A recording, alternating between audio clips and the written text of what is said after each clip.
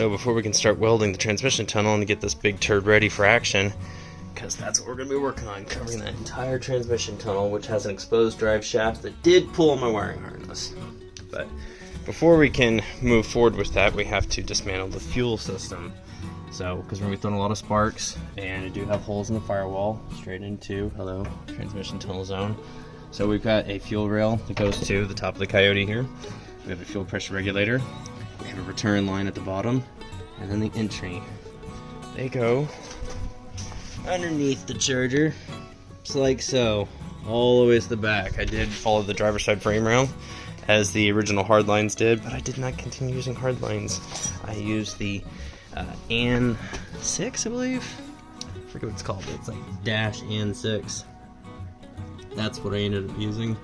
It was all the way back here, and we're gonna have to drop the fuel tank as well, which sucks because when you drop it, you have to deal with this. Year one, I believe this is year one. What is that place called? Classic Industries? Maybe that's what it is. Don't ever buy from there. This was in 2020, and this was like a 3-month wait to get this. Look at this piece of crap. That looks like it's an original 1970 piece, and it said it's brand new OEM, not OEM, but aftermarket, and it's a big piece of crap. The boot on the gas tank is kind of the same way. It's kind of falling apart. So yeah, I would avoid them like the plague, but we got to drop the fuel system. The EFI ready fuel tank. We're gonna have to drop it down, drop off the fuel lines, and blah blah blah blah. I'm not looking forward to it, but we're gonna do it together because we want a safe, drivable transmission tunnel. So let's get on it.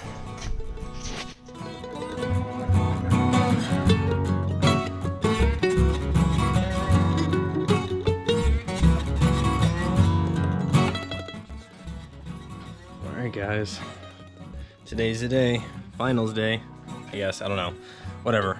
Today's the day that I got the seat removed out, already partially removed some of the fuel system. It has been draining into an oil catch, and it smells a little varnishy. It's a little old, but got a couple more things to get ready before we can finally load up the car and get it to the site where we're going to weld. This is the instrument cluster.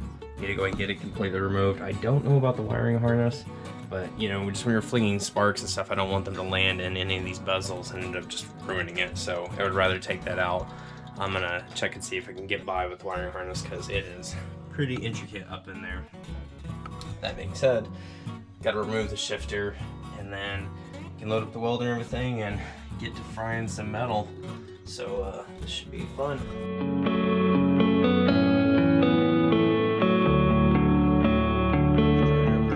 Set up with all of our crap to proceed with welding.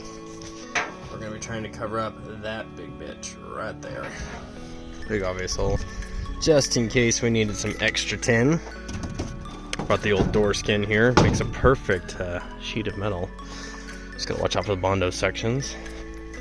But yeah, we are going to see, that is an original quarter panel side. I believe the driver's side that I cut out and kind of shaped years ago for this, and I just never got around to it. Once I got the engine installed and actually fired it up, I was too excited, and I've done too many test drives that way, which is kind of dangerous. But today we're going to attempt to cover it up.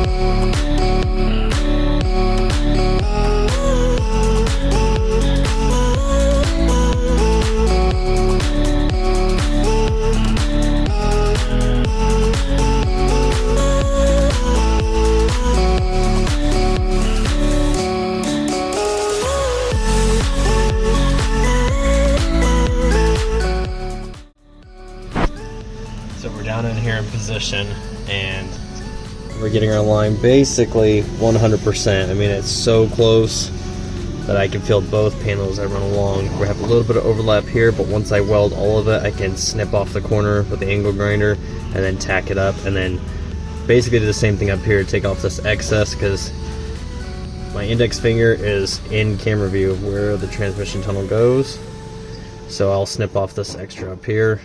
Just follow it along and keep tacking as I go along.